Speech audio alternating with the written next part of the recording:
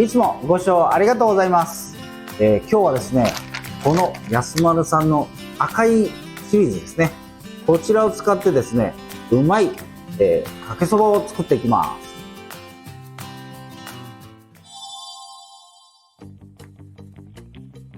では、材料の方ね、説明していきます。これ、今日見てください。今日もですね、こんな簡単なね、材料でですね、作っていきます。まず、水ですね。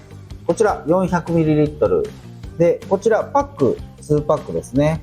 で、こちらですね、スーパーにね、どこにでも売ってるね、今日はね、茹で麺をね、使って作っていきます。あと、こちらですね、さつま揚げ2切れ、あとお好みでネギ、刻み海苔ですね。こちらでね、今日は作っていきます。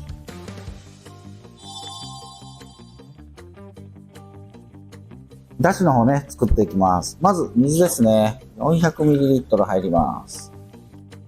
今日はね、2パック使いますんでね、2つ入れます。今ね、こんな感じで、ね、沸いてきました。中火弱に落とします。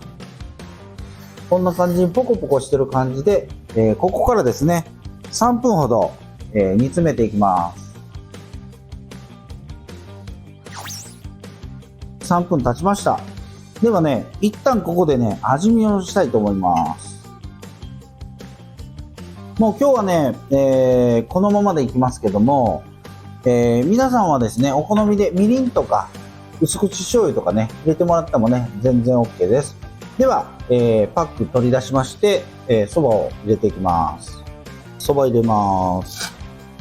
今日はね、茹で麺なので、すぐ溶けますんでね、こう、触ってもらって、はい、溶かしてもらって、で、周りがですね、また沸騰しかけたらね、OK です。ここにですね、もう少ししたらですね、小さい泡がね、こう浮いてきます。そうするとね、OK です。これで OK です。では、火を切って盛り付けていきます。トッピングはですね、自分のお好みでね、入れていただければと思います。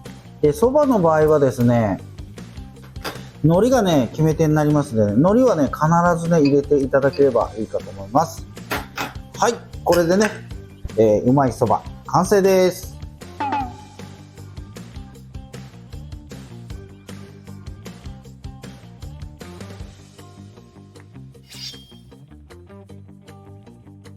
では、ちょっとね、食べてみましょう。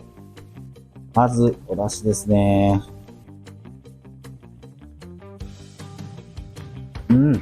うまい。これでね、絶品のそばができます。ぜひ作ってみてください。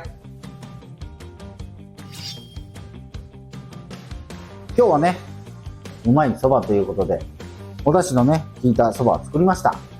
超簡単でね、うまい出汁なんですけども、お好みで、みりんとかですね、醤油とか足してもらってもね、全然 OK なんでね、ぜひ簡単なんでね、作ってみてください。最後までご視聴ありがとうございます。励みになりますので、チャンネル登録と高評価よろしくお願いいたします。